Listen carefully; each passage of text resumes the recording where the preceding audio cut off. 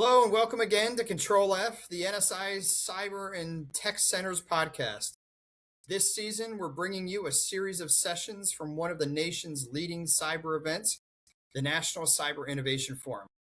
My name is Andrew McClure, the president of the National Cyber Innovation Forum, and in this episode, we dive into part one of a conversation with the founder and executive director of the National Security Institute, Jamil Jaffer, Congressman Don Bacon of Nebraska, and Congressman James Walkinshaw of Virginia.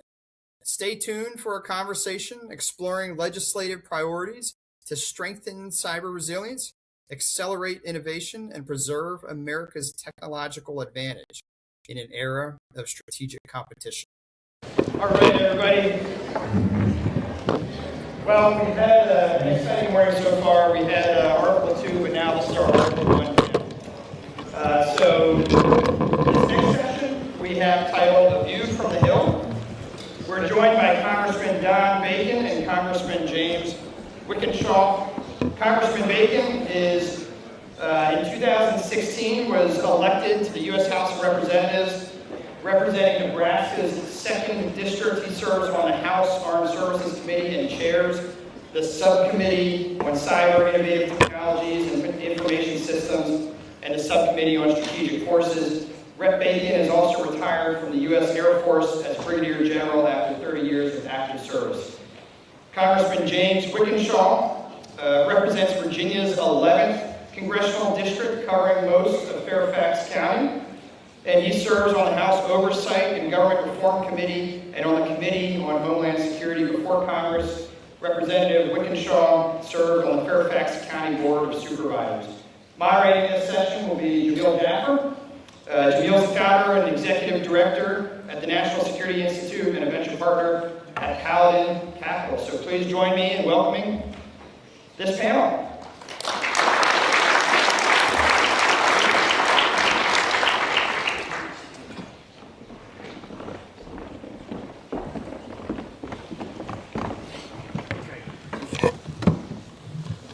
All right. Well, thank you all for being here. And let me just say first, thank you to Andrew McClure for his leadership. Let's give a round of applause for Andrew McClure. So I'm thrilled to be here with you guys. I'm thrilled to be here with these two leaders in Congress. I cannot tell you how important it is, the voices and work that Congressman Bacon and Congressman Walkinshaw do here in D.C., here at the Capitol, but out in the field as well, out with their constituents and out across America, talking about these issues that are so critical to our nation. Congressman Bacon, I want to start with you. If you could, just give us a sense of, as you see the threat perspective and the cyber landscape, what does it look like to you? Who are the players? What keeps you up at night when it comes to the cyber domain? Well, we live in a very... We'll try this again. There you go. We live in a very daunting, threatening environment in the cyber world. Obviously, China and Russia are the foremost threats, but then you have non-state actors, criminal elements that are also very dangerous. You know, they're hijacking people's systems and demanding ransoms to get them back, and that's very frequent, by the way. It's probably you all probably know that. But also more junior countries, North Korea, Iran. So I mean, it's wide. But obviously, let me just say, Russia was the foremost cyber threat for a long time, since we have cyber threats.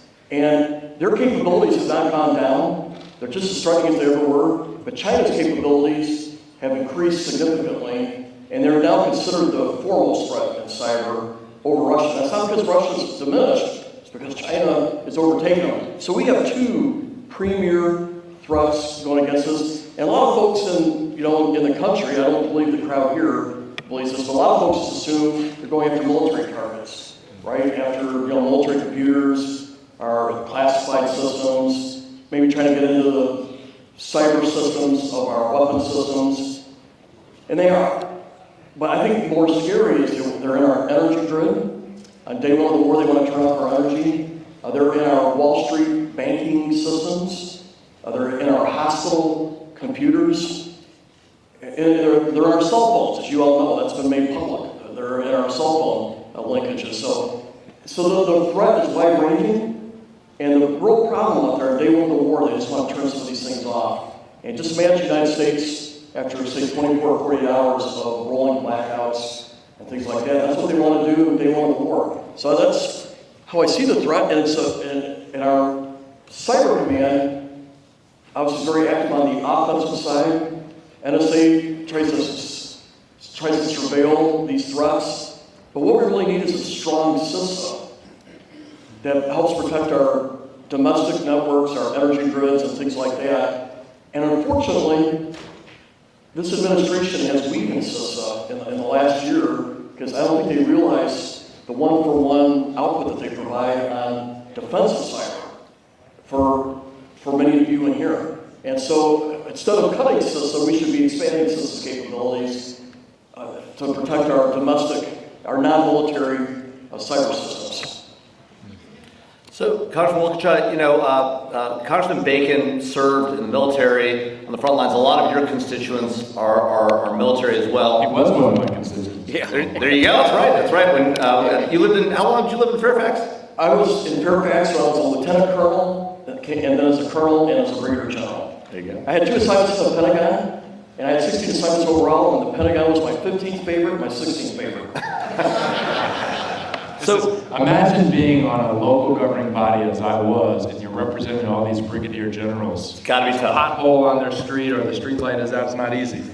That's right. So as you think about your constituents and the threats they face, we heard about the threats that Congressman Bacon laid out to our critical infrastructure, to our phone systems. We've heard about Salt Typhoon with the Chinese actors inside of our telephone networks. We've heard about Volt Typhoon with them getting into critical infrastructure overseas, coming after big parts of our critical infrastructure industry here at home.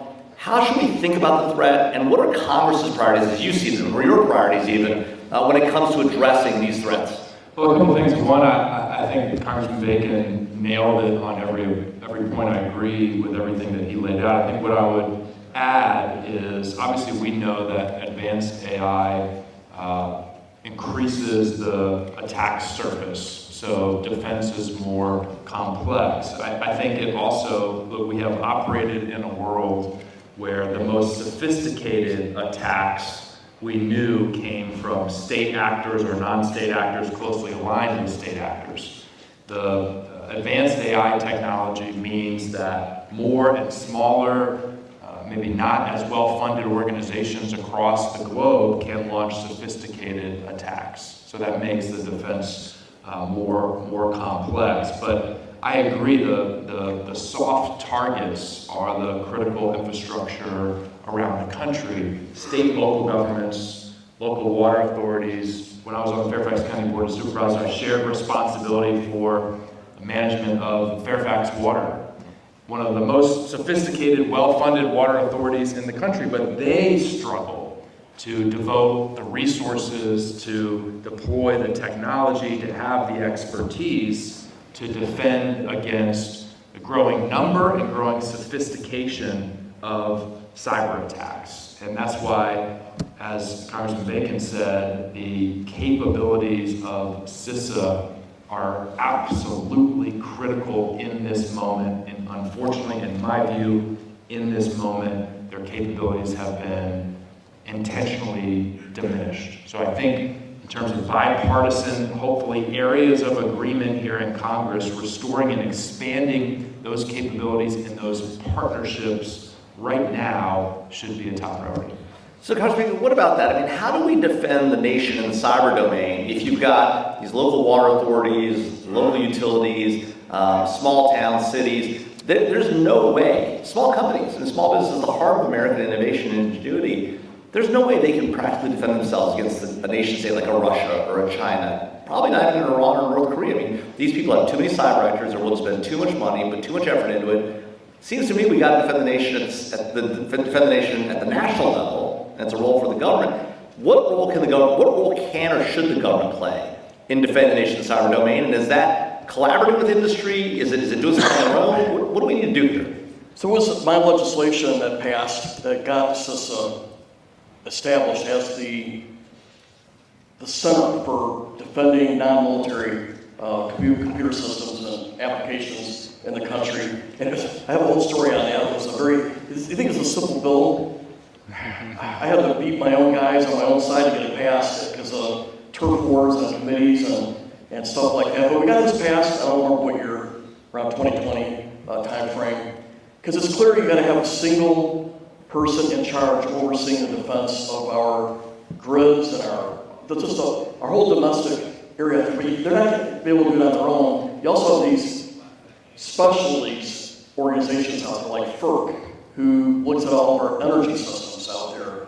And so you're going to have these coalitions supporting things with water and all these unique things out there. But this is the vision, that CISA would put out the latest patches and advise all these people. These are the things, a checklist.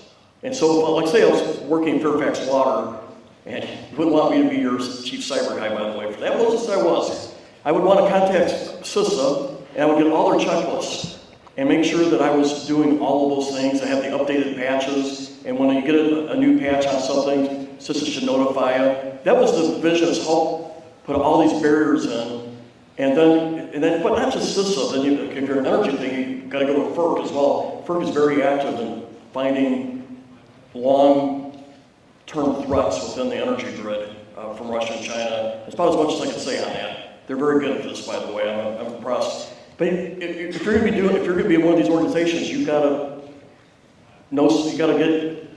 have a great relationship with these agencies and use their checklists, use their patches, and then when you have it, and if you're hacked, they will tell you what to do about it. Like, call this number, we'll fly people out, we're going to help you reestablish your network, and we'll bring in the FBI so that we can figure out where the source is. That's the vision. Yeah. So yeah, Congressman, we've just heard that there may be an AI executive order coming out today. It's unclear whether that's going to happen or not. But there have been some rumors about CISA potentially issuing a binding operational directive to federal civilian agencies. There have been some rumors about perhaps Treasury leading collaboration. It's an interesting movement in Treasury in charge. If that's what happens, of collaboration with industry, getting the information out there, getting patches out.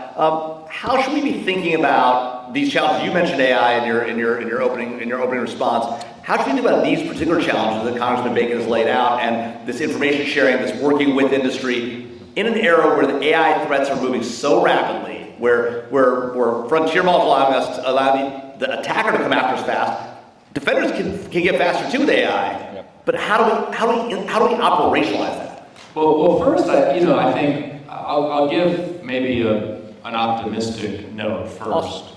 I actually do think that advanced AI gives us the opportunity to turn the tables and actually, assuming we can deploy it at scale quickly, advantage defenders more than attackers. Because historically, in terms of cybersecurity, the challenge that probably many of you are engaged in on a day-to-day basis has been you have to defend everything, right? It's a long front that you have to defend. The attacker only has to find one vulnerability, and they can take advantage of that vulnerability until you can detect it and close it.